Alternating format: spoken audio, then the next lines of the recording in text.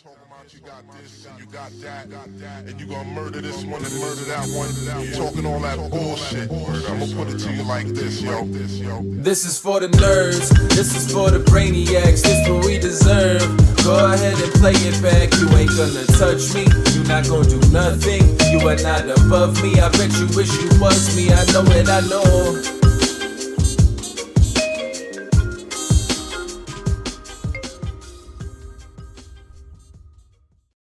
What's up, everybody? Welcome back to another episode of the Only Friends podcast. We are hump day.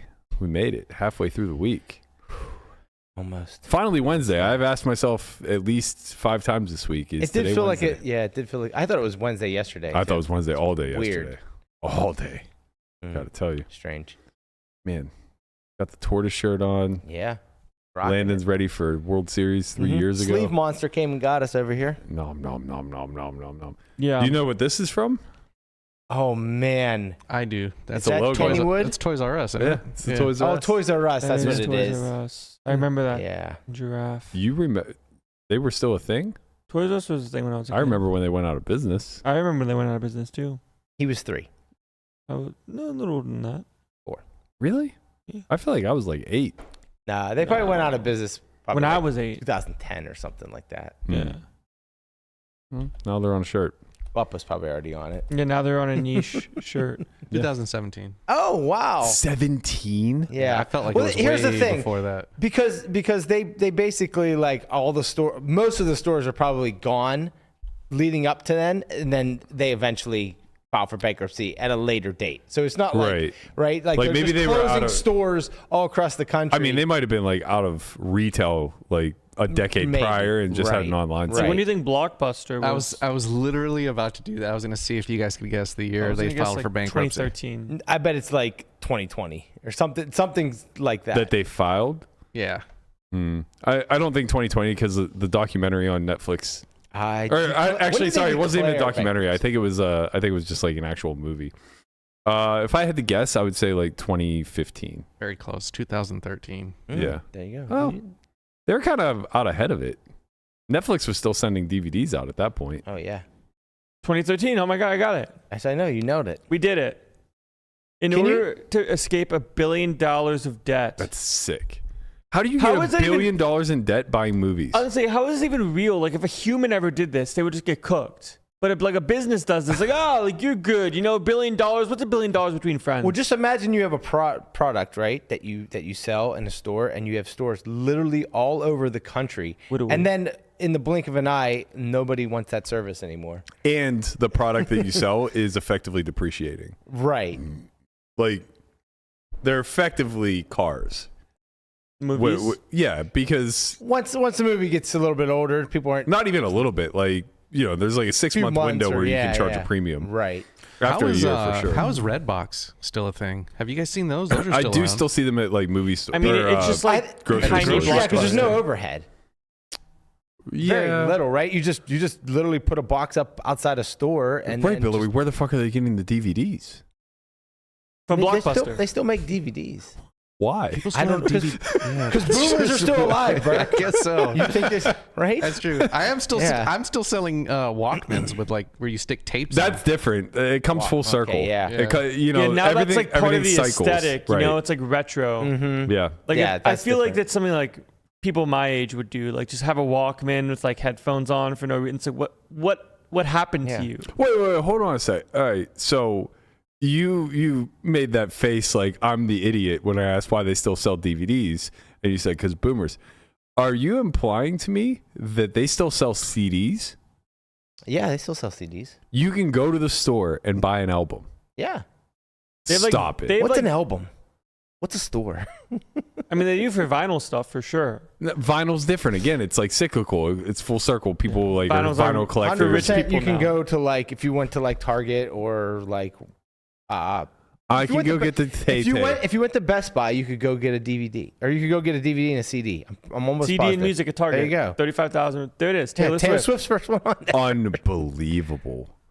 This is like News to you? complete news to me. Yeah. I thought that. This was over. I thought Blu-ray was the last wave of movies, And I was just sure. They still sell cassette tapes.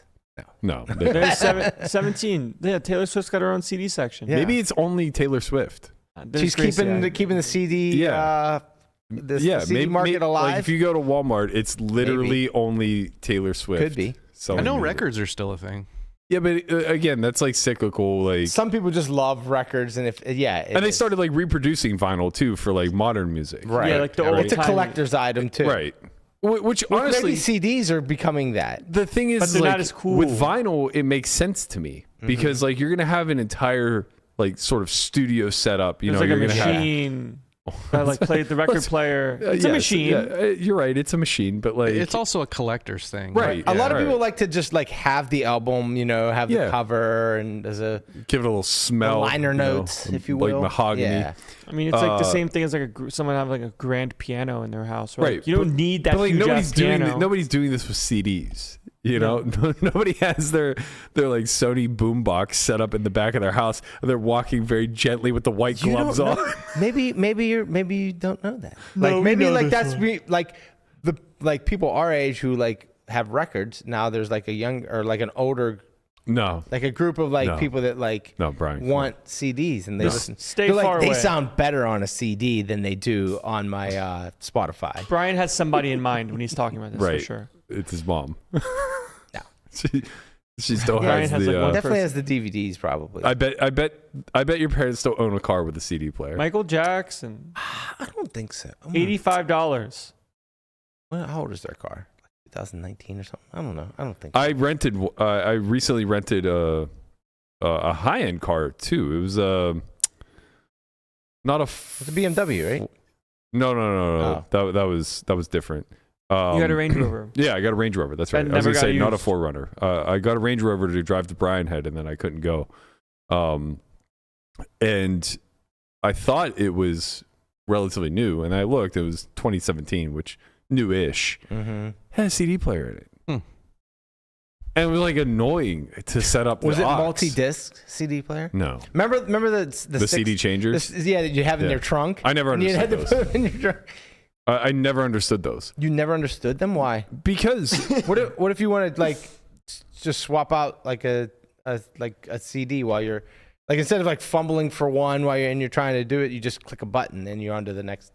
yeah, but it's in your trunk, Right. So you load 6 up that you want. right? So I'm restricted to 6 CDs anytime I'm actually driving versus like being able to just change the CD at will. I mean, like that's what you have would passengers think for. 6 CDs would be enough. Oh come on, you tell Dave me Matthews you only listen Band, to man. 6 artists. I listened to 2: Dave Matthews Band and Taylor Swift. You know what? You're right. And Creed.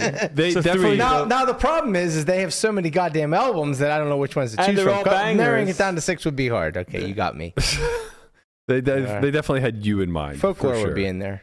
I You don't- love Folklore. What's Folklore? The best Taylor Swift album of all time. You would love I Folklore. don't know any of these fucking albums. I know What's like one fancier, song. the Range Rover or the Land Rover? They're basically the same. No, thing. I think one's like fancier than the other. They're owned by the same company. Yeah, I think it's like the difference between like an Expedition and Just size. an Explorer. It's the size I would of it. imagine. Yeah. I'm not sure. Don't quote me on that. Yeah. but I think the Range Rovers are different than Land Rovers. I want to say Land Rovers are like Ford. Are What they, about Red are they Rover? Ford? you beat me to it. Range Rovers aren't Ford, or they are Ford. They're both owned by the same company. I don't think it's. Are they? I think so, and I don't think it's Ford. Definitely not Ford. It's No. definitely not Ford. No. I They're think. their own company. Yeah, that's what I thought. Land Rover is its own thing. Like Land Rover is the company's name, right? Yeah, It says Tata Motors owns Range Rover through its subsidiary Jaguar Land Rover Limited. Oh, Jaguar. Okay. Jaguar Land Rover is I a know. British luxury. So it's Jaguar Land Rover? There you go. well, that's the way most car companies Yeah. work. Yeah, they What do you just mean? like because they just absorb other companies. As in they Yeah, like Lexus owns Nissan, which owns whatever. But I didn't I'm saying I guess I didn't realize that Jaguar Toyota, right? Owns Lexus. Maybe I think it's but I also think Toyota was it Toyota and Nissan were merging. merging, or maybe it was Honda and Nissan. Yeah, I might have been out of pocket with the Nissan. There's definitely like 2 Japanese car companies that are like in merger talks for sure. Sure. Fucking two of get the top monopolies all over the place. Yeah, I why don't not? care. We're all Hey. going to be fucking automated soon anyway. Yeah. Who gives a shit? Give me my Waymo. Right. Give me my CD player. Did you see the video of the guy in the Waymo that was just circling in a parking lot and he couldn't get out? That sucks. It couldn't find the destination and it couldn't he's just. This is why I'm bullish on Tesla. He's That's just what running would never laps, happen with baby. Tesla. He's just running laps.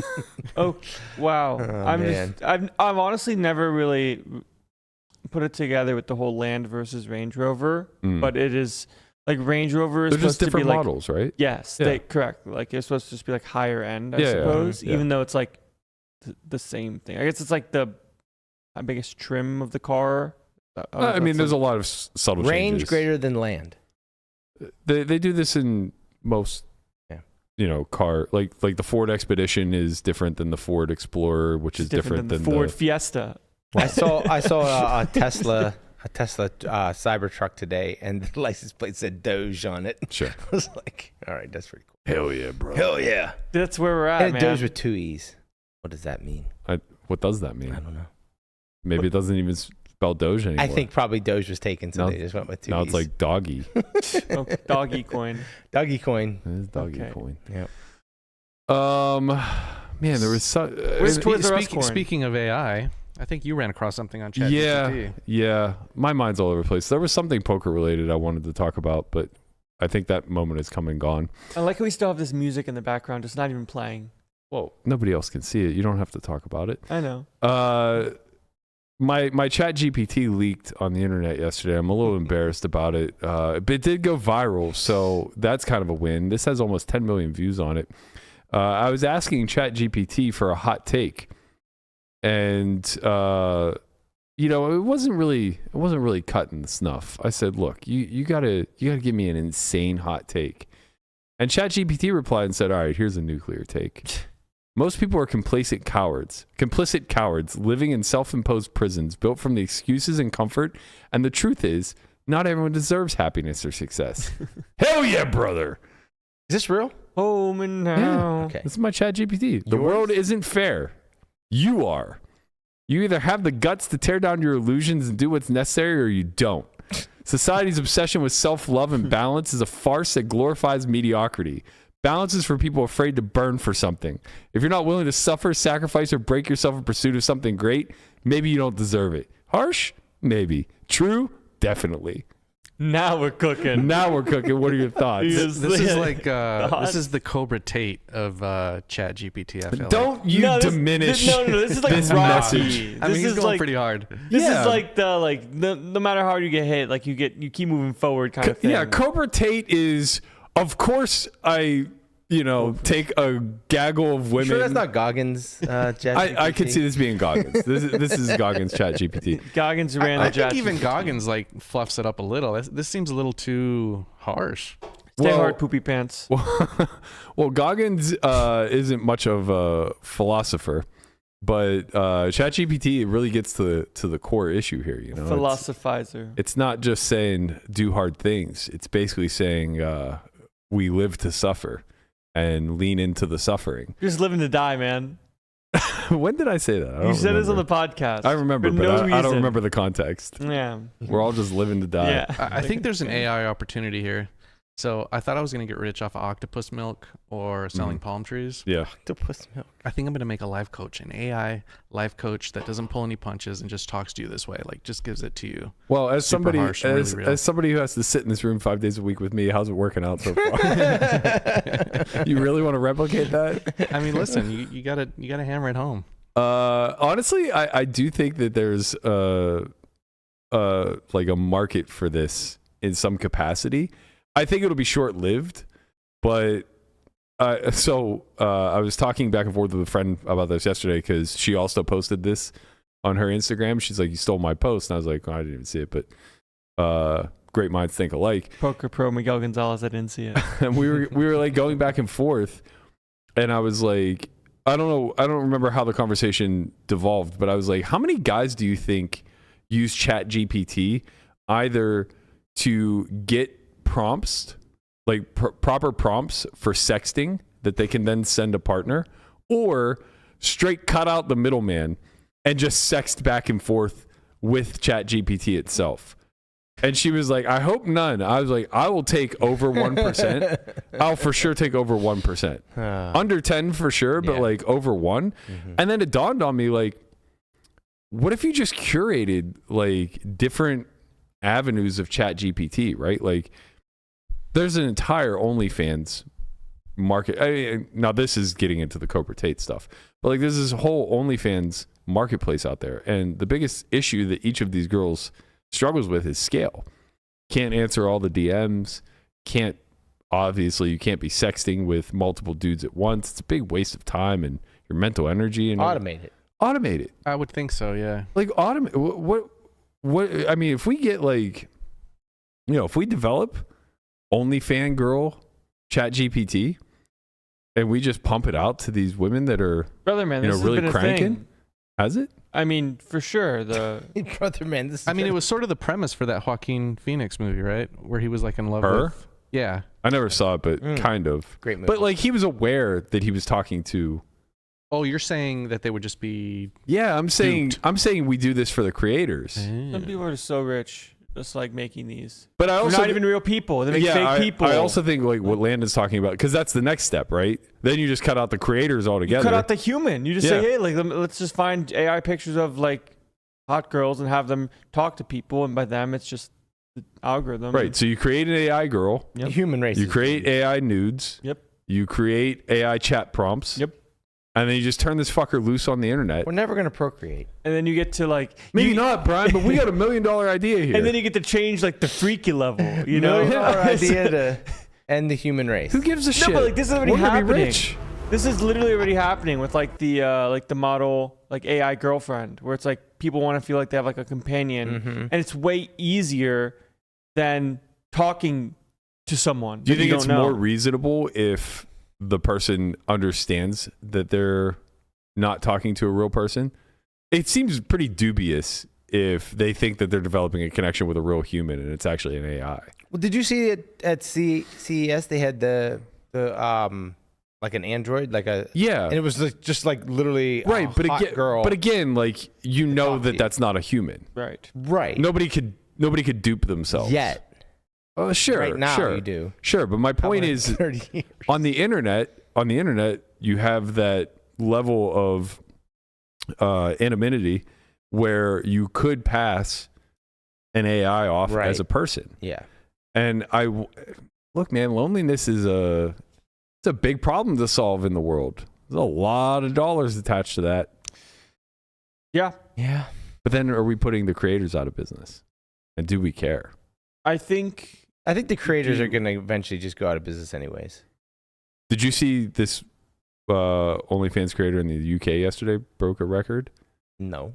She had sex with 1,000 men in one day. Oh, yeah. Oh, that happened? I've seen that. I didn't know that was happened recently, So but I sick. saw that it was. I actually just missed out I've on seen that. It that was it was going to 1003. 2003. Yeah, there was an application process. I saw a tweet. I came in 1003. God damn it. I saw a tweet where it was like a POV from the bed.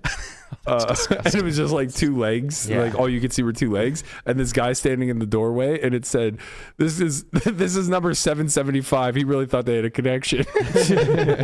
I saw someone said that it'd be great for a fantasy football punishment. Whoever gets last in the league has to be the number 1,000 guy. Jesus Christ.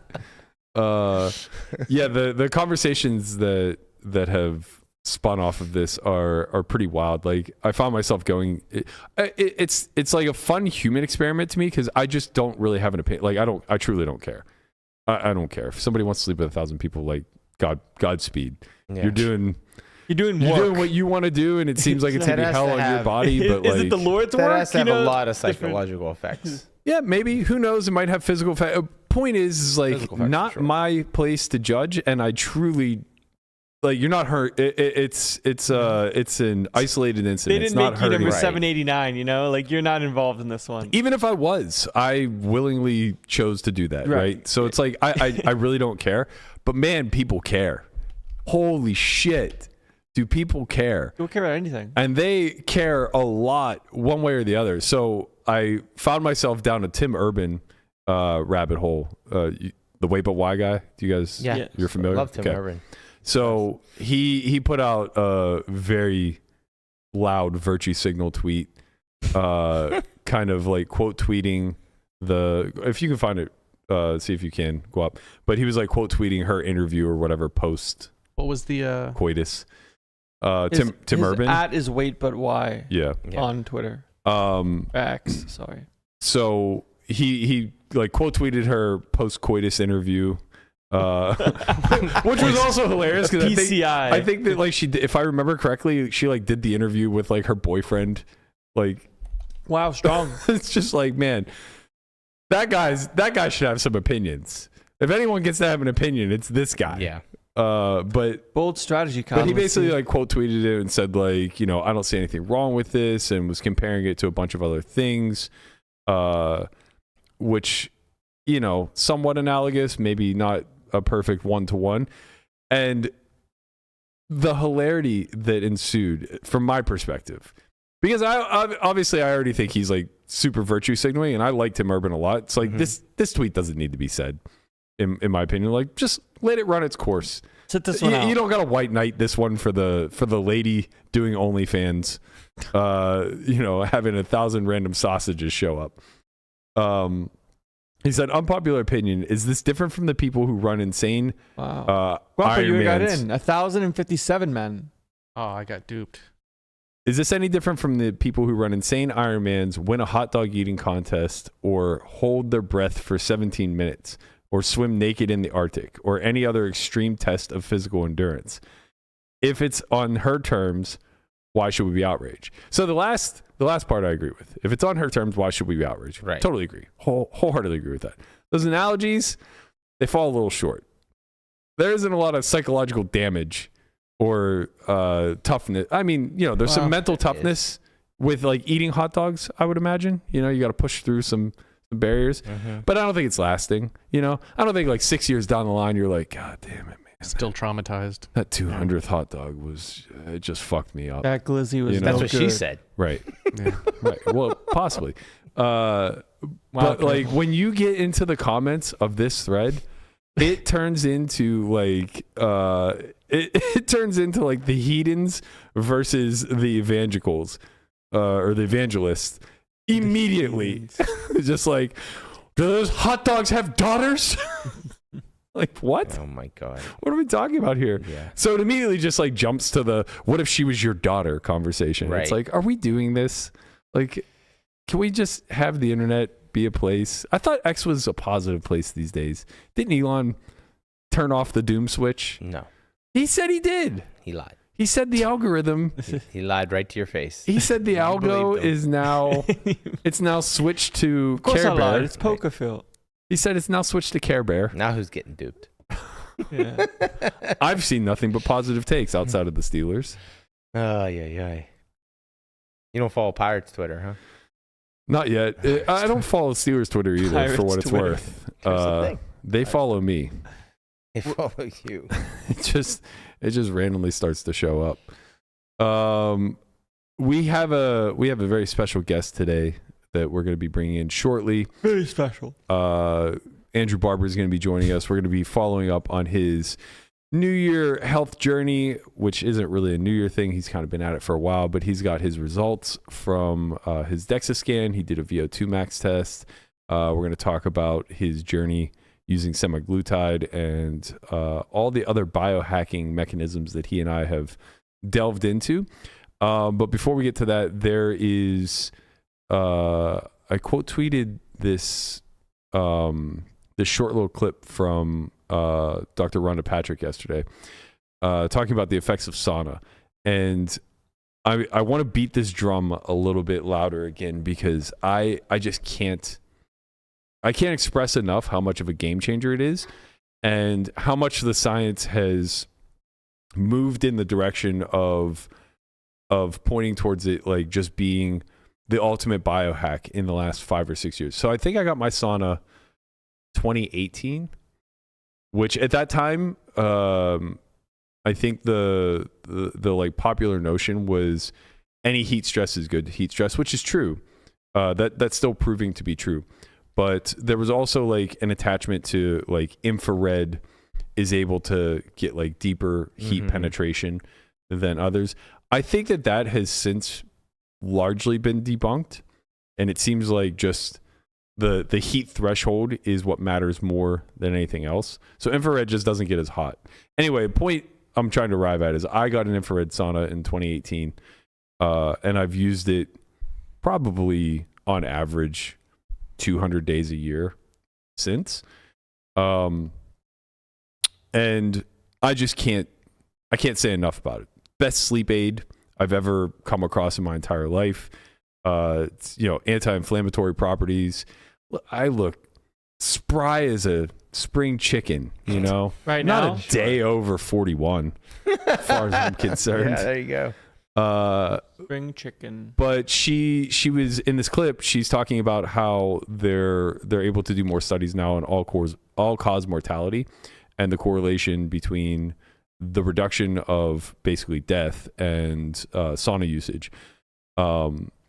And just small differentials between the frequency and the time that you allot under heat stress seems to be showing a pretty large magnitude difference. So the study found that people who use the sauna 2 to 3 times a week on average of 20 minutes have a lower all-cause mortality rate by 20%. People who double that frequency at 4 to 7 times per week have a 40%. So Wow. it seems to like almost correlate 1-to-1 where you double your you double the reduction in risk. And somebody pointed out in the comments, like, and I think this is a fair one, it's like, how well curated do you think that these control groups are? Yeah, So- like the lifestyle of someone that saunas 7 days a week for an hour Right. is going to Yeah. be way different than someone that doesn't sauna. They probably eat a lot better. They probably exercise. It's the same as like vegans versus, Not any other anybody diet, else, right. non-vegan diets. Right. But I think the counter to this is that's true if you're talking about people who sauna versus people who don't sauna.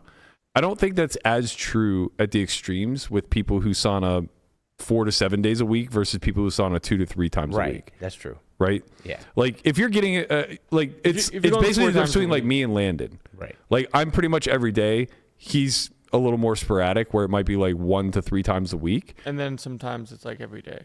So you're saying Right. I should pop in every once in a while and get in that sauna. You know, should live down the street. You should truly buy your own. Really? Yeah. How much are they? It depends. So I would not go infrared. You get one under $1,000. No, but you can get one under You're 2K. saying you wouldn't do what we have now. If I were going to do it again, I would not do infrared. I would try to get a finished sauna. Wait, let me see what Fartcoin is. Right. You got to cash out. I can Hey, get man. one. You got to cash out Yeah. a little fart coin. Does backyard plans involve sauna? New sauna? Potentially. So the big picture plan is that I'm going to buy a tiny house off of Amazon, and I'm going to gut it and turn it into a home gym. Ooh, that would be kind of cool. Yeah, I'm actually like really pumped about it. How much is a tiny house? question: Is Not a that sauna expensive. and a steam room like? Do you get the same benefits or no? I don't think steam rooms get nearly as hot. Because sauna sounds so dreadful. Steam room at least it's like all right. Well, that's because they're not as hot. Yeah. That's exactly what. And How hot we talking here? and that's how. So the threshold that she suggests is 174 degrees. Holy shit! That's not that hot. Seems hot. My infrared goes 160. 174. Not that hot. My infrared goes 161, and I last for about an hour. You crank it to the max. Always, you have to. 161 is not hot enough. Really? The one I was in Dubai was 209. In Dubai, you could just go outside, right? Yeah. I think the one in Dubai, I think it fluctuated between like 195 and 209. It was a wet sauna, so like you could pour water over the coals. And that's So how I know basically steam you just rooms. climb into your oven, Yeah, set it on the lowest temperature. the lowest temperature. Go into my smoker. Right. It's a little Yeah, well, lungs might suffer, but there goes the Dos Equis, man. Yeah. If I were going to do it again, so long story short, I want to put a tiny house in my backyard, but they're not that big. They're only like 400 to 700 square feet. that's what I was thinking. I was thinking it's too small for a gym. It's bigger than a garage. Okay. And So you basically have your gym in your garage. I have my gym in a 2-car garage. Yeah. It's a little bit more. You know square what would be footage than nice? Being able to park your car in the garage. also was thinking that. I was thinking that wouldn't be the worst. You have a thing in nice the world. car and it gets really, really hot in the summer. So like being able to park it in the garage. Yeah, or really cold in the winter. I mean, Landon was shivering on the way over here. Well, I think the summer's a little worse. Possibly. So if that's the case, and there's room for a new sauna and hot tub, cold plunge, then I'll do it. But the cold plunge is a priority. I can live with just having infrared, but I would like to upgrade to a finished sauna. You can get a barrel sauna at Costco for like $1,800. Yeah. And those are hot. Right. Like those will get up to. I think Danielle has one. Had one. Oh, had one. Yeah. But yeah, I think so too. I think we're joined now by Barber. What's up, buddy? How's it going? I hear some sauna talk. We're doing Did a we lot not of play sauna that talk. Rhonda Patrick clip? Did you want to play it or no? It's okay. Okay. I summarized what she said. Gotcha. Hey, Barber, what's up? How's it going, man? How hot's your sauna get? I think, like, there's all these caveats. Like, there's actually like a huge gradient from like floor to ceiling. So that's like why you want to get as close to the ceiling as possible. And like when I had mine built, like they specifically lower the ceiling so you're able to get as close as possible. At the like very close to the ceiling, where my head is, it's probably 190. And then if you really want max pain, then once you get to 190, then you start pouring the water on. Right. And every human will tap out How very soon after that. how much of a difference is there between like the bench seat and where your head's at? Because I noticed the same thing in Dubai. Like where the temperature gauge was, it would have it like around 205, and I'm like, it's not that hot in here. And I would guess like where I was actually seated on the bench, it was probably like 15, 20 degrees colder. Yeah, I've seen pictures of this, but it wouldn't shock me if the like most saunas have two benches, that the top bench is 180, and then the bench below that might be 150 or 160. Man, that's crazy. Yeah. It's almost like a waste of time. So I think I heard Brian saying like, what are some like low cost ways to get into this? Like if you don't care about having something fancy, you can hack your way to some of the benefits. Like they have sauna suits where you kind of zip yourself up. They have sauna tents that you could throw together in a garage that only have like a few square foot footprint. We had a tent and I think that gets you all Those don't there. get that hot Like though, most do of they? them. I think they can. I don't know. It's I think it prices a lot of people out, or people don't have the space. So it's Yeah, that one's under $200. I mean, like if that gets the job done, that's like like you said, for someone who doesn't want to spend a lot of money. In my experience with this type of stuff, sauna, cold pool, whatever, that one looks nice. you get what you pay for.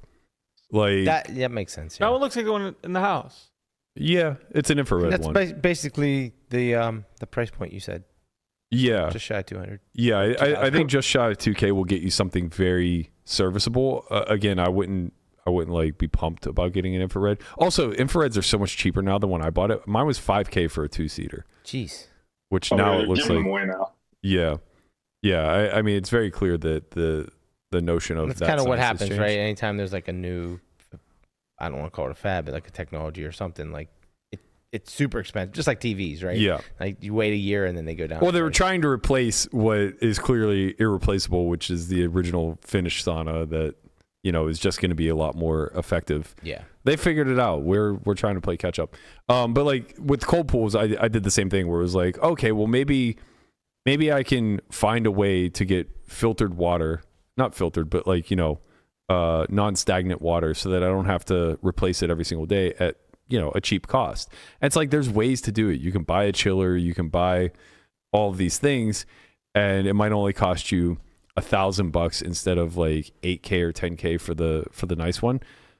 But it's like it might not be, it might be just worth paying up. It's usually like 5 to 10x the hassle to get the cheapest version. But I think you need proof of concept. Like I think you need to show that you're going to use it before That's you true. go all in, because I think there's a tendency for people to just ball out on something they're not going to use. How many like gyms go unused inside of garages? Yeah, that part's true.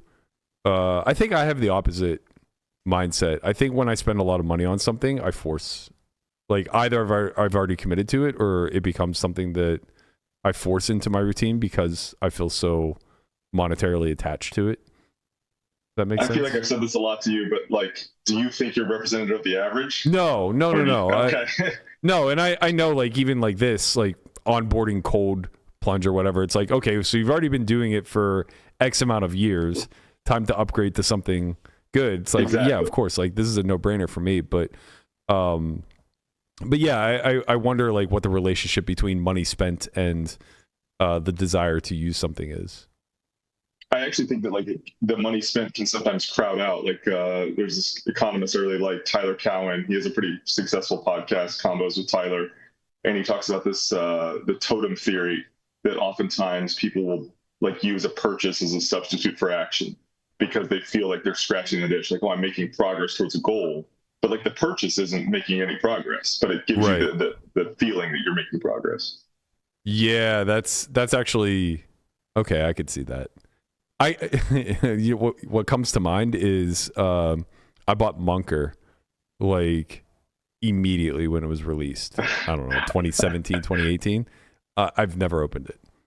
Never once. Like I got it with the best intentions and I spent a lot of money to do so. And I was just like overwhelmed out of the gate. I was like, I don't need this. And I moved right on to PO, like, shortly thereafter. Yeah, I think it's like it's common in poker. I think pre-solvers, it was you would spend all on money on things that were like associated with being good in poker. So like people would have like the Blue Shark Optics sunglasses and would pay for books and training courses and affliction T-shirts or whatever people were wearing back in the day. So like you would. And I think people do this with golf and other sports. It's so easy to buy a new driver than to, get in the range and like do drills. Yeah. But the two are not substitutes at all. Yeah, that's true. That is definitely true. Like, and the notion of like I want to have the best equipment before I get started is an easy one to fall under when you actually have no plans for action. It's like, I'm just going to wait till I can afford this. And then once I do, I'm going to buy it and it's going to be nice and new and shiny. And I'm going to try it once and I'm going to realize I still hate fucking putting in the work. I mean, no one with like a double-digit handicap is like going to have their score dropped by a new club. But they're all going to benefit from more time in the lab, so to speak. Yeah, that makes sense. You're looking good, man. What were the results of the testing? So for people who haven't heard, so like I've been on this GLP-1 experiment for the last few months that was motivated by someone saying you shouldn't advise people to take this thing. You're not a doctor. You don't have personal experience. And to that I say you're absolutely right. Like I want skin in the game. I believe that's hugely important. So tried this experiment. And then in talks with you and doing some background research, like one of the more legitimate concerns about these GLP-1 agonists is that they're associated with muscle loss. And my response to that was typically, well, there's muscle loss associated with like every kind of weight loss. Like if you're lucky, like I had conversations about this during Sean Deeb's weight loss bet, because I had like a heuristic for what's the amount of muscle you should lose when you're doing especially rapid weight loss. And the rule of thumb is like roughly a third should be muscle. And if you're lucky, it's a little bit better. You could do some like recomposition stuff or tweak your diet. And he had like zero, like did not lose a single gram of muscle over the whole time, which I think is evidence of some additional substances that were taken along the way. And I don't know what the stat, like if that was public or private information, but I think that's like, I think he was public. Obvious evidence. Yeah, okay, I think he was public. Yeah, he was 100% juicing, and that's yeah. like if you didn't know, that would be the proof. So anyway, so I think that like the muscle loss associated with taking, Ozempic or one of its competitors is you have this muscle loss, but I think it's not like over and above what you would lose from normal weight loss. Just calorie restriction, so increasing exercise, what have you. But I started to get concerned. So like I scheduled this body fat test and I've done these, every year, probably going back almost a decade. And thankfully, it just did not lose nearly as much lean mass as I anticipated. And I don't know if that was growth hormone that was stimulated from sauna usage. So got to plug potential sauna benefits. And it might just be like I'm kind of lucky. My natural testosterone is a little bit higher, like on the high side. And I think that might be muscle preserving. So I might have gotten just lucky, but I think it is a concern, especially for older people, because you're fighting that muscle loss battle already if you're north of 40. Yeah, so there's a fair amount to unpack there. I guess first, let's start with how much total composition like you've lost. Like, what was the overall number of weight that you lost? Oh man, that's always a tough one to answer, because it's like I've like most obese or formerly obese people, my weight has swung dramatically. But like, what were you when you first started taking semaglutide? I wish I had. For full disclosure, I'm taking tirzepatide, which is like similar to semaglutide, but shows bigger benefits. And that's branded. I'm trying to remember the name brand version of that. It'll come to me. Maybe one of the researchers you have, Zepbound is one of them. Maybe Wegovy's another. So I didn't have great data. Like, I regret not doing a good job, but I have like a rough sense. So I think basically in 4 months, I think I went from because I had a weight loss bet that came due at the beginning of the series, and sure enough, like every summer, like I put on weight during the series. So I was probably 260, like July 15th. Started Ozempic maybe like late August, early September. And I think in 4 months, I lost like 35 pounds. Okay, so that's pretty substantial. Lose roughly 15% of your body weight. And then just for some clarity, like, do you remember what your body fat percentage was like last year when you took this test? I don't have one that was like well timed, but I think that I know for sure I've never been south of 30. Mm-hmm. Like, I think like a good spot for me would be like 30, and then bad is like when it's north of 35. Yeah. I mean, just having those averages, I think, is worth something. Yeah. And so my last one, I was 25%. Oh, wow. Okay. So that's a pretty substantial drop. And the fact that you were able to retain a lot of lean muscle, I think, is a clear indicator that these things can be helpful. Were you diabetic at all? No, I haven't been. I mean, I've operated as if I had diabetes or pre-diabetes. Like I did, in one of my many experiments, I did like a continuous glucose monitor, and that is, I think, a really cool toy, because I think the average person probably would benefit from understanding their blood sugar or how they respond to certain foods. But yeah, I've known a few people that had diabetes or were pre-diabetic, and I think that basically the more you can know about yourself, like I think having body fat tests, having blood work, knowing your fasting blood sugar, I think all that stuff is useful. And I like the adage, like, that which is measured improves. Like, I think that's why people should weigh themselves every day, because I've never met the person who weighs themselves every day that doesn't lose weight as a result. I want to pull at the glucose monitor a little bit, so we'll circle back to the test. But what were your biggest findings, and like what were your biggest adjustments from wearing the constant glucose monitor? Oh man, lots of cool findings here. Okay, so like people don't respond to food equally. So like some people respond, like have insulin spikes from rice, others don't. Same thing for bread. I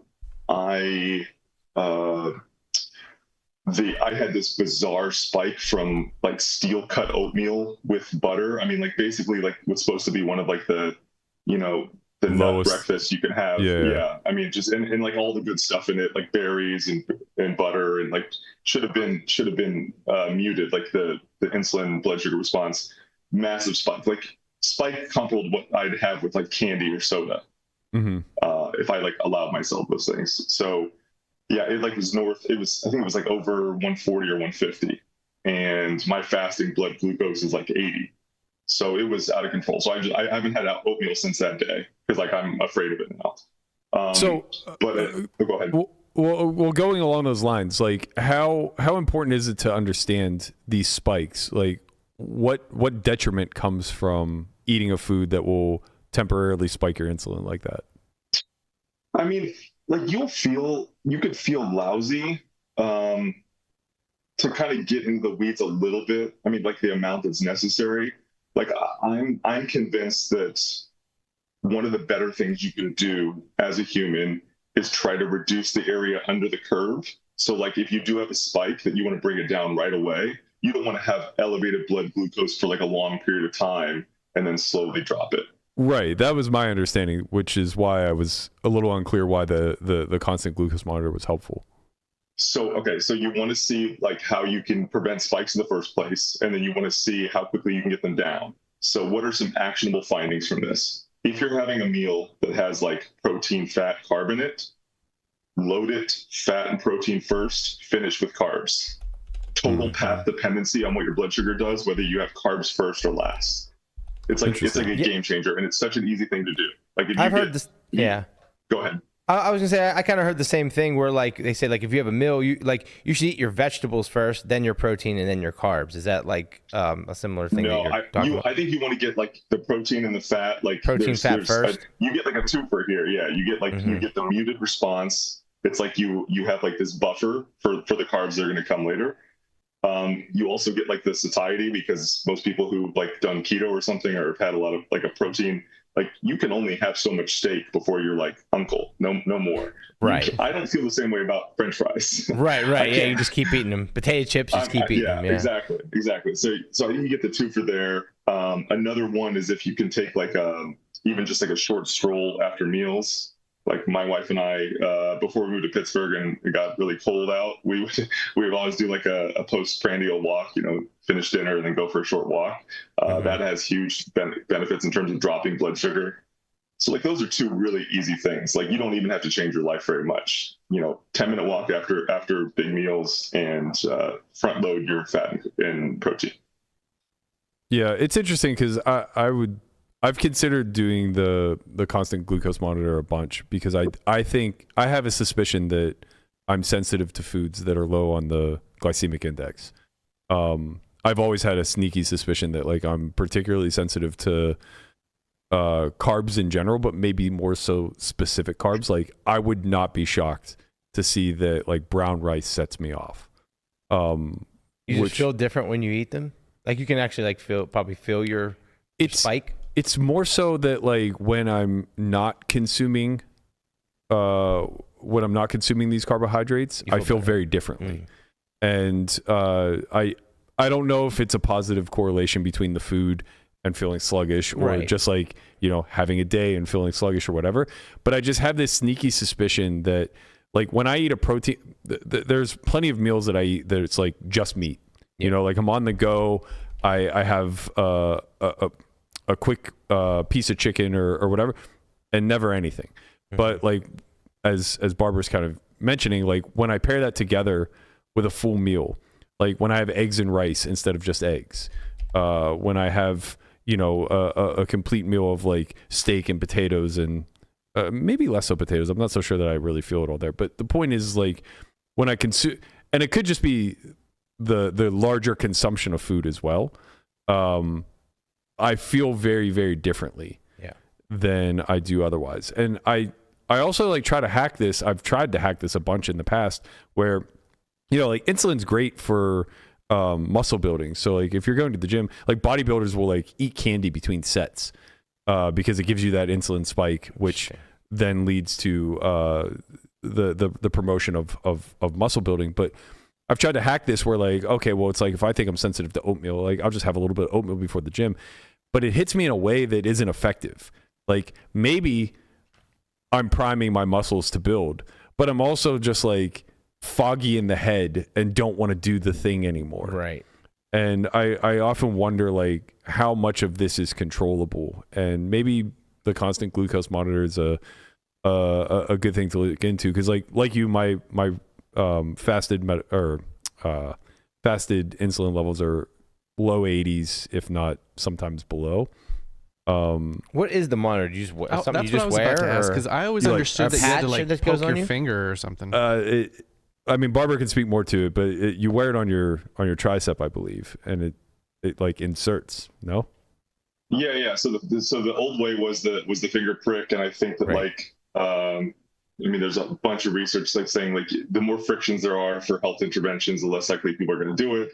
And so I think that the idea was, okay, let's have one that's, it's penetrating the skin, but that is going to sit there for long periods of time. So like you wear them for 2 weeks at a time, and then it has a Bluetooth sensor. And so you just tap your phone to it to grab the data.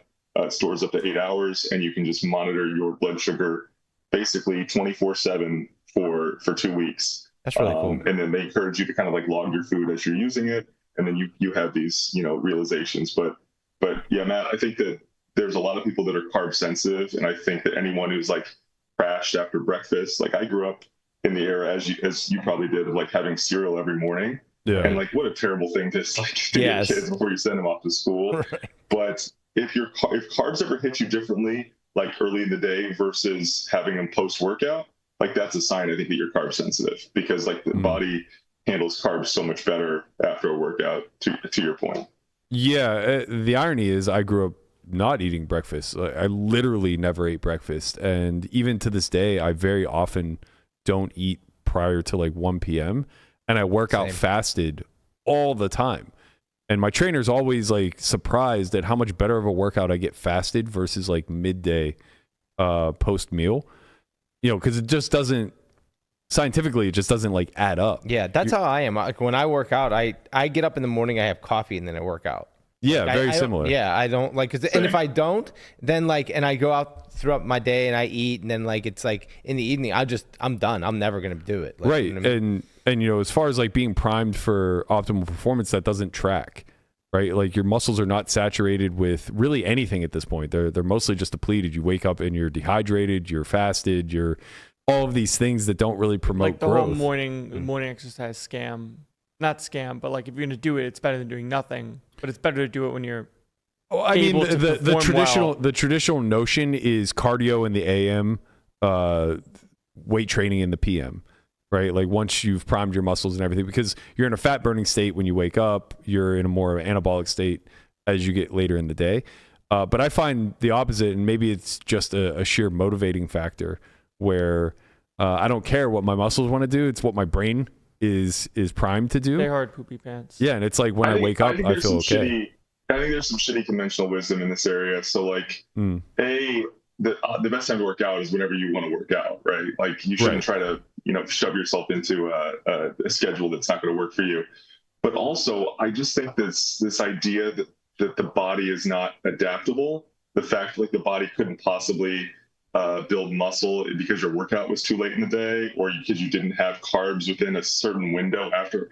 Yeah, I think that I bought into that too, and I think it's just largely BS. Like I think working out fast, it makes sense, and I think like not eating immediately after, like I think you'll be fine. But I think one good reason for why working out fast makes a lot of sense is because you think back to our ancestors who like maybe hadn't eaten for a day or two.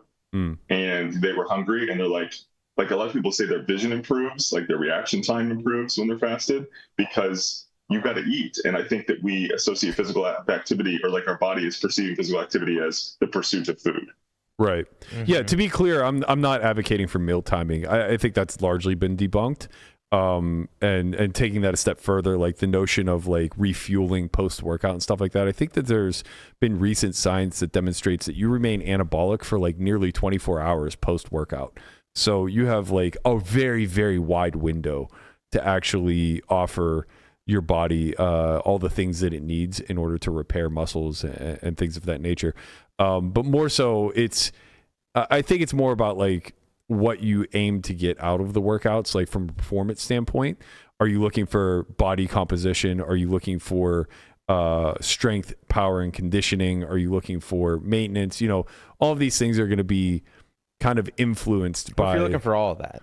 Right. Well, you're looking for a needle. Matt, we're just trying to get people into the gym. You're already working on tweaking their workouts. Right. Sorry. Yeah. No. Let's go back a little bit. Let's take a step back. Yeah. I mean, well, because pulling at that, I guess, I think the most common goal, whether it's stated or not, is recomposition in some sort of capacity, right? Like, Absolutely. We frame it as weight loss, we frame it as strength, we frame it as conditioning, we frame it as all these different things. But ultimately, I think people just want to look a little bit better naked, and the actual benefits aren't even that. Like, truly, the actual benefits are a little bit of additional mobility, a little bit of an increase in VO2 max, like the ability to basically do everyday things a little bit easier.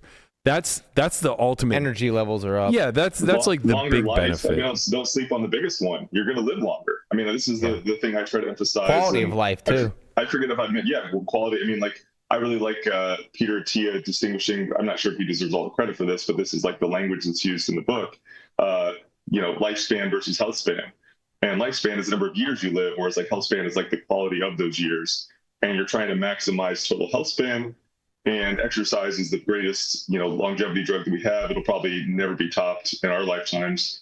And so, trying to get that dose as much as possible. Yeah, along those lines, I had a funny conversation at the table the other day. We were, everybody that was involved in the conversation was between like their mid 30s and late 40s. And I was advocating for like an HRT routine once you hit a certain level. Like to me, it's just crazy with the science that's available for us not to be exploring, regulating our hormones in a way that keeps our, call it like our health profile at a younger age than what our physical body is actually at. And, this isn't like rocket science. I'm not advocating for going to Russia and being Drago, where you're getting hooked up to a bunch of machines and they're giving the lethal dose of steroids or anything like that. It's more so just like, with age, your testosterone lowers. With age, your growth hormone lowers, and we know we can attribute these things to quality of life, longevity, virality, all of these things that are very important specifically to men as they navigate their adult world. And one of the guys in the game was just kind of like, aren't you worried about the downline side effects? And I kind of pushed back pretty quickly. I was like, well, one, like all of these things are naturally occurring in your body. You're just kind of boosting them once they start to fall off. But two, no, I'm not worried about the downline side of or the downstream side effects, because unattended, the downstream side effect is death, right? Like you're just press. I think this might have been, because I told the story before. I think this is where I said we live to die, but like you're just pursuing death, and the issue is that you're widening the gap between lifespan and health span. Right. So the fall off between your last quality day of life and your actual death point continues to expand. And he just goes, oh, yeah, see, like that's a philosophical difference. I want to be 101 and I don't care what condition I'm in when I do that.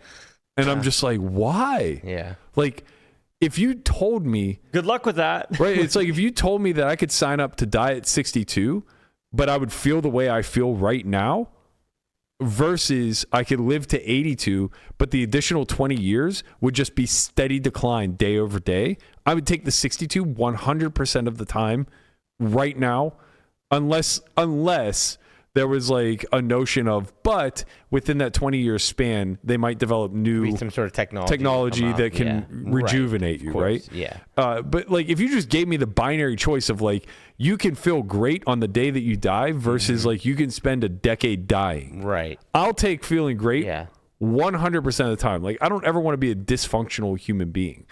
And that was like just really eye-opening and mind-blowing to me, because the way that he lives, he doesn't invest very much in physical fitness and all of these biohacks and things that are available to us, which, when you're in that game that I'm talking about, it's like we all have expendable income. We all have plenty of money to put towards our health. So taking an extra $5K a year and doing things that can, get your health profile down to its late 20s, mid 30s when you're in your 40s seems like a no-brainer to me. I don't know, call me crazy. I totally agree. And this is the argument I'm trying to make, but I actually think, I think you're presenting it as a false choice, which I think you recognize that it's like, yeah, no, of course. I'm being extreme about it. But I think that the average person is like closely aligned with this gentleman in that they think that they're going to make it to whatever their goal is, and they might have some steady decline. But the thing is, if you don't make these investments now, not only are you going to die earlier, but your decline is going to come earlier. And I think that this is the thing that people realize far too late, which is an unfortunate thing about like the human condition, is that it's really hard for us to make investments that are not going to pay off, today or tomorrow or the next year, but like 20, 30, 40 years down the line. This guy's a huge dog to make it to 101. Like as it stands, obviously, he does everything right.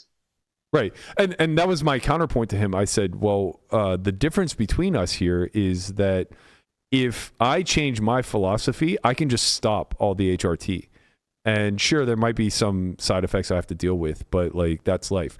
If you change your mind 30 years, like you're 34, 35 right now saying this and you feel fine. But if 30 years from now, 65-year-old you makes the decision to become more health conscious and wants to reinvent, you don't get that time back.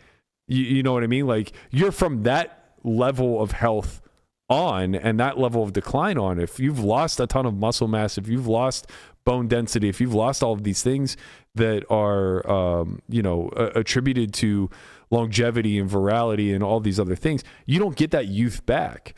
I'm trying to preserve what hasn't gone yet. You know what I mean? Like, I think that's the big difference. And I understand that I'm offering a false choice, but I do think that it's important to frame that way because I think a lot of people are afraid of death, and death isn't the scary part. It's dying. And for anybody who's ever been a caregiver, you know what this process looks like. Like, it's very ugly, those final few months of somebody who's going through a terminal illness or whatever that are in steady decline. And you actually get to see it happen, right? Because when it happens over a 30 to 60 day period, you can see the steady decline where they go from walking to bedridden to death. But imagine that now extrapolated out over 10 years where you're just on this rapid decline towards death. Like, I don't want to die for 10 years. Right. I don't want to be immobilized and have to have somebody wipe my own ass for the better part of years because this is the new normal. And that's the thing, is that people are really resilient and medical is really advanced. So it's like, if you want to live in that state, you can for a long, long period of time. Right. And that's frightening to me. Yeah. Yeah, no, I mean, I completely agree. I think the thing I wrestle with is how do you frame this argument? How do you convince the person who remains unconvinced, who has disposable income? I mean, I feel like I have tried to engage as many poker players as possible, because talk about a community that has disposable income and, infinite free time. This is a community that should be, we should all be, Berkeys and Jason Coons looking fit and extending our lives. But like, unfortunately, despite the, increase in intelligence and youth in poker, like, I don't think people are getting healthier. I mean, I've been saying every year for the last few years, as soon as I arrive at the series and I see all my summer friends, like, everyone's getting fatter, almost without exception. And I just don't know how we stop this. I mean, it's part of the reason that I've, been motivated to push the GLP-1 agonists, because as much as I would love it if people would pursue other ways of tackling this, they're just not. And so, this is like the break glass in case of emergency situation. You're not recommending this for like everybody, right? You're recommending it mainly for everyone who's like tried everything else and has failed. Yeah, exactly. Like, I think there should be a flow diagram. Like, right. get your diet on point, get your exercise on point, hire a coach, hire TJ. He's had some great results. But if things are not working for you, or you don't have the willpower or the resilience, and like knowing oneself is, I think, really important to this. If you just don't have the constitution to go through the struggle that is weight loss, and the thing is, like, then people don't know this. Like it's hard to have this conversation with you, Matt, or with others who haven't been like fat, because it's hard. I to had know my what it's like fat on the other Matt side. stage. He was I fat was Matt fat. back in like 6th grade. Yeah. I was fat like 2 years ago. But no, to see, your like, point, he was never Landon like will in know, his but- adulthood. Like, yeah. But Landon, you were like baby fat. Like you weren't fat in your. I was 280. Landon was a big I was boy. He's a wagon, No, bro. but he's young, and like the easiest time to lose weight is when you're young. Like Yeah, of course. And when you're 40 and you're 300 pounds, it's a difference. Yeah, for sure. Yeah, I went from I 300 was to huge. 220 I in was college, just and a it was big easy. guy. I was a fat man. But no one goes from 300 to 220 in their 40s or 50s. Like it's very, very rare. Mm-hmm. And that's when people experience like the bounce back effects, where 95% of people who lose 50 pounds or more gain it back within 5 years. So like just being aware of this data, you're up against it, and I don't want people to be naive. Yeah, that's what I was like wondering how like the long-term strategy of these GLP-1, what are they called? GLP-1. GLP-1 agonists. Right. Yes. That guy. But like, so like, because I've heard that like, once you get off of it, a lot of people gain weight back, right? Because it suppresses your hunger, and then once you're off of it, that comes back, and people like gain it back. So like, you personally, what kind of like strategy do you have like to when you're on it, when you're off it, or like how long you're going to be on it, that type of thing? First, I want to say it's similar to the muscle loss story, which is like the regaining of weight, on a GLP-1 is similar to, if not identical to, the regaining of weight that's lost the old-fashioned way. This is a struggle for everyone that loses weight, regardless of your method. Mm-hmm. So what are the strategies to use? I think the time that you're on a GLP-1 is the time to develop good habits regarding, nutrition and, all of like the great research you can leverage regarding like using smaller plates and chewing slower. Finding the things that work for you, because there's a variety of systems and techniques that can cause you to, eat less food. I think intermittent fasting, is an idiot-proof way. Like I always tell people to start with that, because if you don't have any kind of self-control, which I haven't had around food, just shrink your eating window. You can't fuck it up then. Just Right. find the block of time that works for you, and just don't eat outside of that window. Other strategies, I think everyone who's ever been obese or overweight should weigh themselves every day for the rest of their lives. Like I full stop. I don't think you can negotiate on this whatsoever. Man, I think it's one of the best hacks. Granted, I've never been overweight, but I have the exact opposite thoughts on That's funny. on weighing yourself. Yeah, I literally just got a scale, and I'm trying to lose like 20 pounds, and I weighed myself yesterday, and then I was like, I got up today, I was like, should I weigh myself like that? I was like, I probably shouldn't weigh myself every day, because like then you're like, I guess you're constantly thinking about it, but like I guess that's a good thing, right? You want to know where you're at. I think it depends, right? Yeah. Like, so I think it's a very dangerous thing for people who are particularly doing something for appearance sake, right? So the more vanity that's involved, the more that number going down means something to the person. And I think that's problematic, because it's not always like, I think people conflate the number on the scale with overall health, overall aesthetics, and all these other things. It's a different situation between you. I and understand. Then I understand. someone who's Thank you. like obese. Thank you. Right. Yeah, no, I understand that Right. that's the case, but my point is that it's not just obese people that try to lose weight. Right. There's a sliding scale here, all the way from normal, well fit person all the way up to obese. And the issue is that, like, yes, I agree. If you are over 35% body fat, fine, use the scale in some sort of capacity, because that number going down is always going to correlate. Like, you can't help but lose body fat.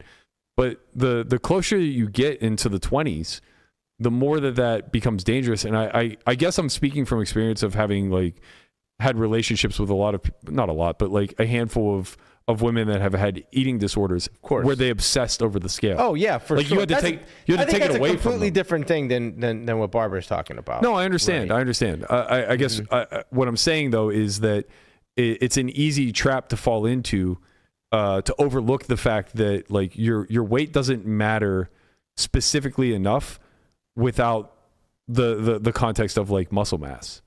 I mean, let's speak to the 75% of Americans that are overweight or obese. How about that? My advice is only That's for fair. them. The other 25%, good on you, keep it up. But I mean, the fact of the matter is, it's hard to, like, this is the thing that bothers me when people say like, like skipping a meal or fasting for a day or two is starvation, or it's really unhealthy. And it's like, every single person that's overweight or obese could like not eat for a week and they're going to be fine. Not only would they be fine, they might be better off than they were a week ago.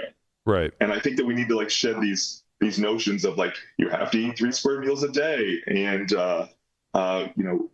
God forbid you lose any muscle mass in the process of losing weight. It's like, no. This is an all hands on deck situation. We have an emergency. We have a sinking ship, and we need to figure out how to shed weight as fast as possible. And then we can start dealing with, muscle issues, coordination issues, diet issues. But like, I mean, I really felt, I've just crossed 40, and I'm mad that it took me this long to take it seriously, but I'm so glad that I realized this at, 40 instead of at 50, 60, or 70. Yeah, I will say that I think some of the most effective methods are ones that take a lot of trial and error and require a fair amount of, I guess, like doing the hard thing, right? Personally, like I've experimented with intermittent fasting a lot. Again, I'm on your side. I can't say enough good things about it. I think that when it comes to overall hunger control, when it comes to monitoring consumption and all the things that are correlated to excess weight that you don't necessarily want, intermittent fasting is like the easiest hack in the world to employ. I've done 1 meal a day. I've done, low carb diets. I've done every sort of diet that you can imagine, shy of vegan. It's like the one that I don't have the ability to do. I just like meat too much. But at the end of it all, what I'm getting at is that the most effective ones are also the ones that require the most discipline and the most planning. So, it's easy to graze all day long. It's easy. And I'm doing this now, by the way, and I'm finding it to be very easy to employ, but very difficult to get results from, where I'm allowing myself to eat anytime that I like, but it has to be under a restricted calorie window. So I'm eating like 1,900 calories a day on average. And I put on 5 pounds in the first 2 weeks. And I don't know if that's error in my tracking, or if it is that my window needs to be tightened, or that I need to actually be lower calorically than 1,900, because I think my RMR is like, it's very low. I've bad metabolism. It's like 1,400 or something like that. And the assumption is, with the amount of work I'm putting in, I'm probably burning like 2,200 calories a day. So maybe I need a greater deficit. I'm not entirely sure. It could just be water weight also. Point is that I know for a fact, if instead I switch to intermittent fasting with a 1 meal a day approach, or maybe 2 meals in a tight window, like a 4 to 6 hour window, I would just simply have better results.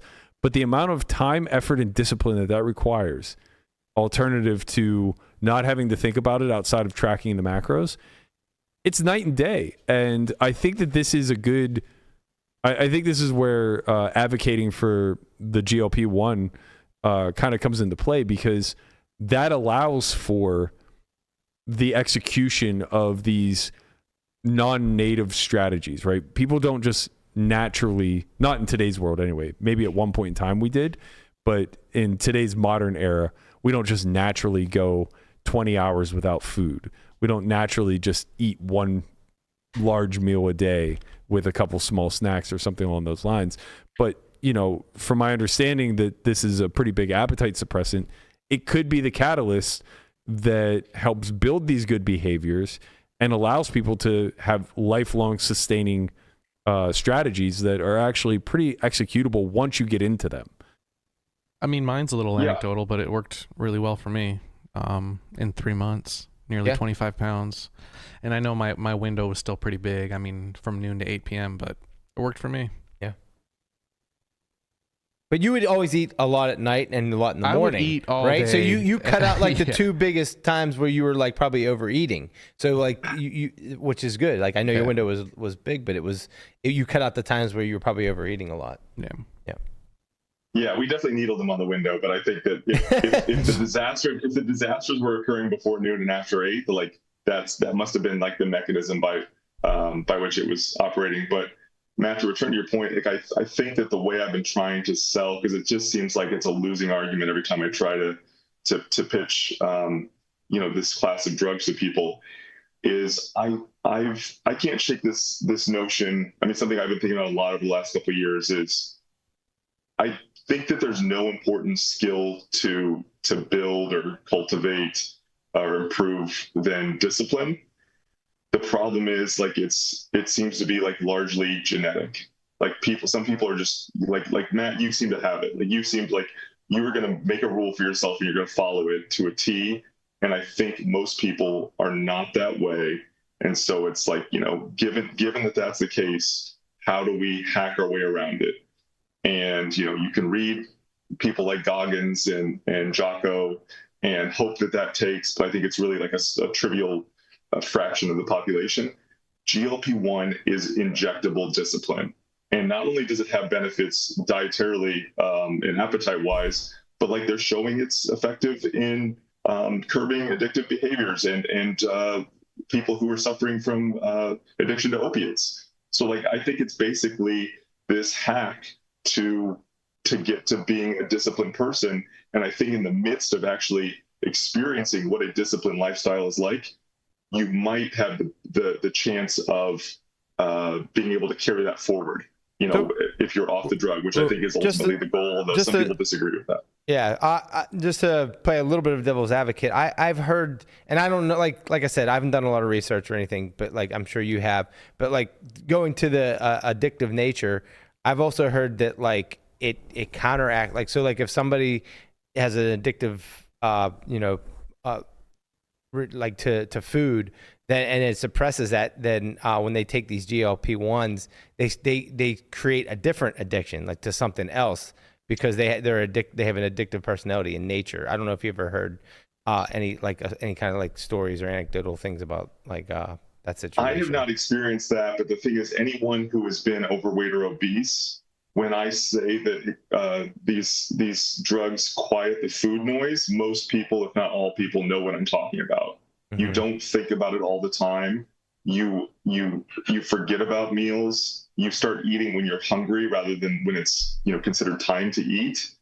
I've experienced nothing but benefits. I've talked to a handful of poker players who have had some of the adverse effects, like most commonly some GI distress or some burping or whatever. But like, I mean, give me the worst side effects ever, and I'm taking this 100 out of 100 times. Yeah, I think circling back to the discipline notion, I was talking to Landon about this yesterday when it comes down to like personality types, because like you're kind of saying like you're either born with it or you're not.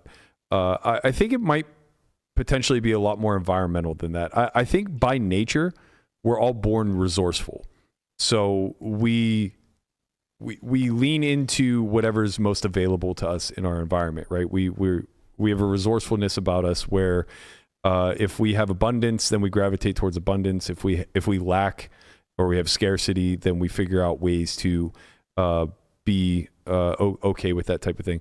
But regardless of like how that resourcefulness plays out, I think two types of personalities come off of whatever's available to them. And I think it's the resilient who constantly find themselves pursuing challenges and forcing themselves into a position where discipline becomes a very large tool in their toolbox.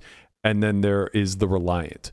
And these are the type of people who get spoon-fed a lot of things, or they have a strong network that they can rely on to always kind of hoist them up, not necessarily needing to do all the work. So discipline doesn't really serve them all that well in their everyday life. And I'm leaning a lot harder into this idea of resilience versus reliance, where at the end of the day, the mind is it's a difficult thing to master, right? Like it really does take a lot of repetitions in order to fall into one of these two categories. And I think that it also takes a lot of deprogramming to shift out of one into the other. Like, not to make this anecdotal or specifically about me, but it's like, I grew up in a very scarce environment. I had to be disciplined and reliant and make do with what I had. And in adulthood, I have the exact opposite. I have nothing but abundance, but I still find myself in that scarcity mindset. I still find myself pursuing resilience and challenges and things of that nature. And I think like it takes a lot more than just a shift in environment to change people's profiles this way. So I think your point of like the GLP-1 kind of being injectable discipline is a valid one, but I think that the way to perhaps turn this into a lifelong tool that can then aid them post taking it, something has to shift in the overall philosophy around food, right? Maybe the person doesn't become disciplined in nature in all aspects of life, but something has to shift. And you do see this happen with people who go on journeys and don't kind of look back. Like something clicks in their head, right? Maybe they have different sort of things that like propel them throughout. Like maybe it's a GLP-1 that gets the ball rolling, or maybe they lose somebody to heart disease in their family, and that's enough to get the ball rolling. But whatever the case may be, somewhere along the lines, it's they put the pieces of the puzzle together and they realize that it's a combination of diet and nutrition. It's a combination of regulating your hormones in a very mindful and meaningful way, and then it's physical fitness, activity, and all of these other things, and it becomes a lifestyle. Like until people recognize that no matter what, we need to eat to live, but it's way more of a lifestyle choice than people recognize. Like so often I hear I live to eat, and it's sung with pride, right? Like, listen, man, I grew up in an Italian household. This is just how we are. We love our food. Yeah, love your food. Right. That's fine. But like worshiping your food is a totally different. It's demented to me. I truly don't understand it when people like are critical of the notion of like, well, I eat to live, and the notion that that's just like despicable. Right? It's like, no, like we live to eat. Like that's what we're put on this earth to do. It's like, that's a crazy gluttonous mindset that I truly just cannot wrap my head around. Yeah, I mean, I think there's a valid comparison between like food and drugs or food and illicit drugs, and obesity and drug addiction. Like, I think that if we were to frame it that way, if you could accept that frame, then I think the conversation changes, because then you have this group of people that suffer from this condition that we that we have empathy for. Like in the Rust Belt, you've got a lot of people who were devastated by fentanyl. Like there is compassion for those people and you want to help them, but that same level of compassion is not extended to people who are struggling with obesity or maybe other conditions associated with insufficient discipline. Right. And if we can get to that point, then we can start having a conversation like, well, how do we fix this? Well, we have this class of drugs that is, associated with mimicking the behaviors of people who have discipline. But I'm with you 100% that you need to think of a natural way of doing this that's more sustainable. I mean, costs aside, because like this is just so expensive, these class of drugs to get. But I think that if you have the income and you value your time on this planet at all, it's a slam dunk. But I think that, maybe using this as a pathway to come up with something more sustainable in terms of healthy habits, or, the things you're going to substitute in when you decide to stop using the drug, which is like a goal for me. Some people plan on being up for a lifetime. Maybe that's like accurate self-assessment. Maybe they recognize themselves enough to know that they're not going to have success without it. But I think that I'm interested in trying to, create the environment that you had growing up, where like it caused you to be this resilient, resourceful person. There's I was going to say that there this interesting study on how people are able to quit smoking upon seeing the birth of their child. Like there's it's well documented that people who are lifelong smokers are able to quit upon seeing the birth of their child. They don't do it when like the child is is being carried. They have this 9-month window that just, it doesn't occur, but something about seeing that. So I think having like that transformative experience, you like alluded to going on a journey. I mean, that's the kind of stuff that I think that we need to get to. But in the meantime, like accepting the shitty situation we're in now and the lack of discipline we have now, I think this is our best bet. In fact, I think it's so far ahead of second place, it's ridiculous. And I can't believe that I have to debate people on this topic. Well, here's a nuclear take. Most people are complicit cowards living in self-imposed prisons, built from excuses and comfort. The truth is, not everyone deserves happiness or success, Barber. Okay? We're just going to get out here and throw some Band-Aids on it and hope for the fucking best. I'm mostly memeing, but not entirely. You can't save everybody. I do think that's true. We got to get out of here, but I do kind of want to wrap this with what was your overall conclusion? I mean, now that you're 5 months into this experiment, you've kind of gotten some data back. What's the plan moving forward? What's your ultimate goal with the aid of this, as well as like where you want to get down to?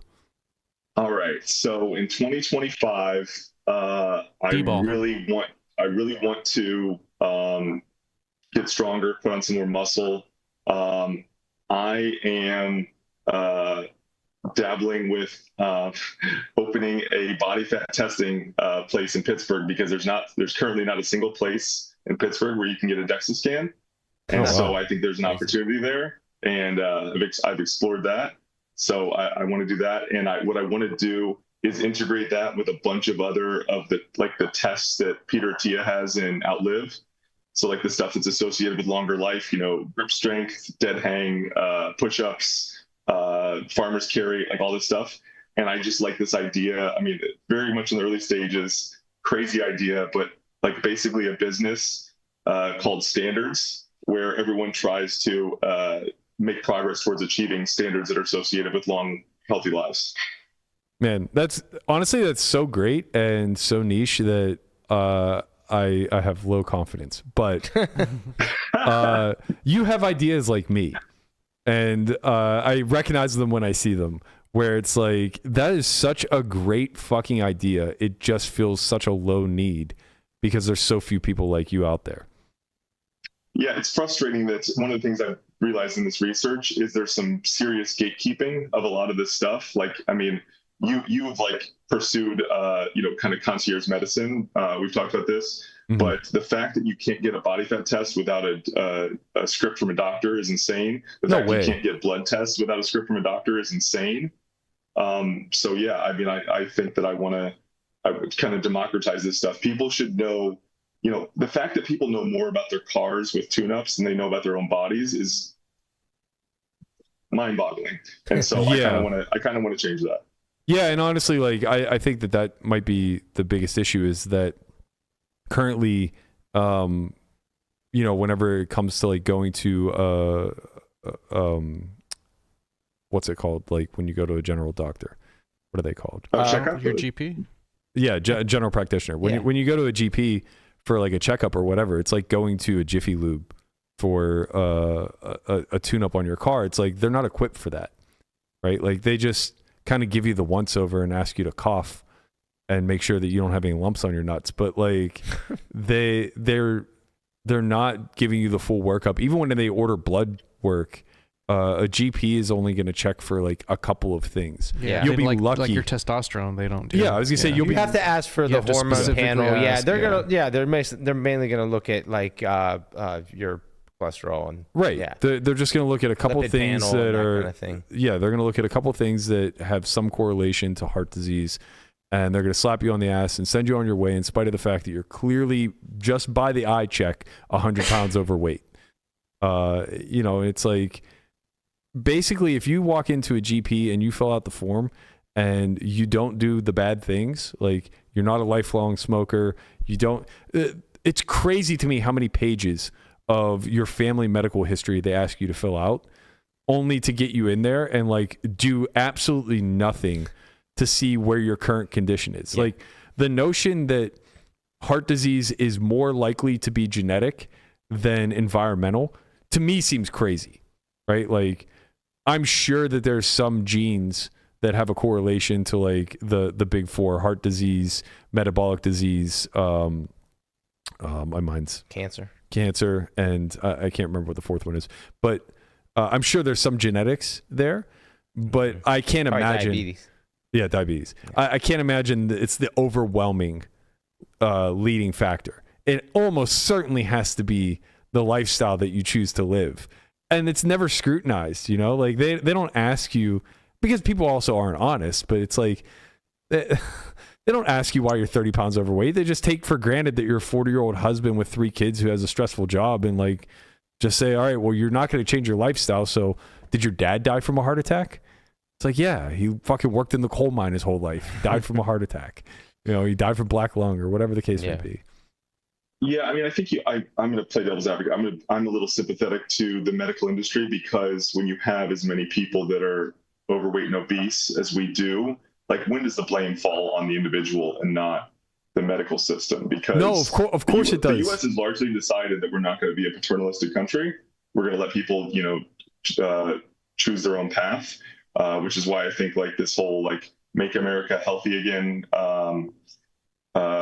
conceit run by RFK is going to be interesting, because like I don't know if that party really wants to be told what to eat or how to be healthy. So I'm curious how that plays out. Yeah, look what they did to Michelle Obama when she tried it. I know. Right? Well, let's not even go there. It's so frustrating. But I'm hopeful that actually RFK can move the needle on this. I think he genuinely does want people to be healthier. But I think that the medical system is meant to catch people that are on like the left side of the distribution with their health. You're trying to catch the people that are on the risk of death. They're on death's door. Well, you're trying to catch people that you can treat the illness immediately because it's already present, right? But that's what I'm kind of getting at is like, if you're going to a GP for a checkup, it should be preventative. It shouldn't be, do you have anything wrong with you in this very moment? Of course I don't. I came to you for a checkup. If I had something wrong, I would come to you when I have something wrong. And that's the point I'm trying to make. Like this notion that you're trying to build a business called Standards, where people are run through a gauntlet of tests to give them some sort of like output as far as like what they can expect from a health sense or a longevity sense. That should be basic practice. And my point is not that your business idea is not a good one. It's that it's not standardized at the medical level, and that's why people don't care. I mean, I don't know if you could get people to go to the doctor if they knew they were going to get this disappointing news. Like, I really think that you have to stay within the constraints of the system and human psychology. I mean, my mom didn't go to the doctor for almost 35 years between the birth of my sister and when she was diagnosed with colon cancer. She faded the doctor for that long. She was a smoker, and I think she just didn't want to be told that she should stop smoking. Out of sight, out of mind kind of thing. Yeah, exactly. So I think that it's really difficult to get people, I mean, this is the $1 trillion question is how do you get people to want to change their behavior when they haven't wanted to, to that point? And, you try to come up with different arguments and stories and transformative experiences. And, I want to throw the kitchen sink at it, but I think ultimately, I'm trying the educational story, providing all the evidence, like you will live longer, you will live a happier life if you can tackle this stuff. You will prevent cancer. I mean, like cancer is, there 2/3 of cancers are related to obesity. But I think that to finish this thought, we'll keep talking forever, is, whenever I was teaching, when I was in grad school, I had this rant that I would go on the first day, which I said something to the effect of, up until this point, like your teachers were responsible for your learning. From this day forward, you are responsible for your learning, not your professor.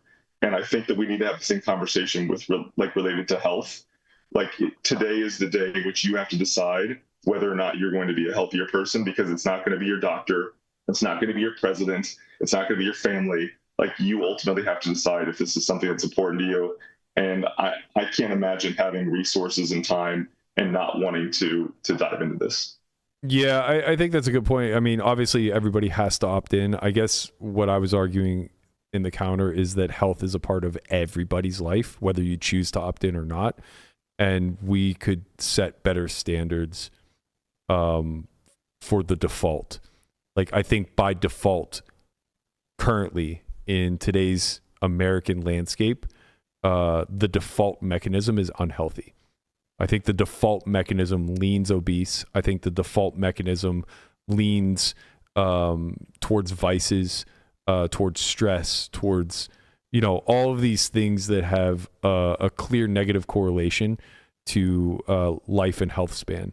And I think that can get changed at the medical level, but it comes with who knows, like, how far down it goes. Maybe it's to the education level. Maybe it's to having the medical level be less fractionalized. I mean, right now the process is seek out a GP, have a GP send you to a specialist, have a specialist send you to get tests, have the test come back to the specialist, have the specialist read the, you know what I mean? It's like, it's this never ending cycle of just getting passed along until you're just frustrated and give up. And, perhaps maybe it just begins at the educational level of, like, figuring out how to better take care of yourself if left in the woods.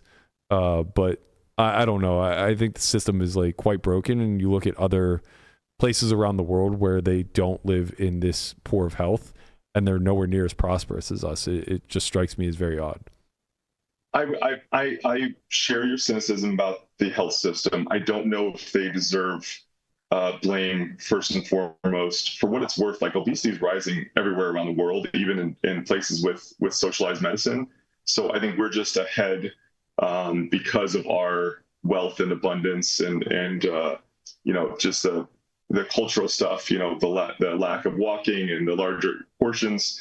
I mean, you could fix the health system, but I think it has to come before that. It has to come with this shift. Like, I mean, I would love it if RFK could, like, change the conversation. Like, we are a very fat, very sick country, but we have the ability to change it. And here's how we're going to do it. And it's going to take, a decade or two. That's I kind of think the need for the conversation, like, the war on poverty in the 60s under Johnson, or, I mean, to a lesser degree, the war on drugs, which hasn't been incredibly successful. Smoking, we were able to defeat smoking. So I think these changes can happen. I think, unfortunately, they start at the individual level. And so you figure out, how do you motivate an individual? There's I don't know if you've heard of this guy. There's an author named Michael Easter who happens to live in Vegas. He teaches at UNLV. He wrote a book called The Comfort Crisis, and his argument is basically we've just become far too comfortable.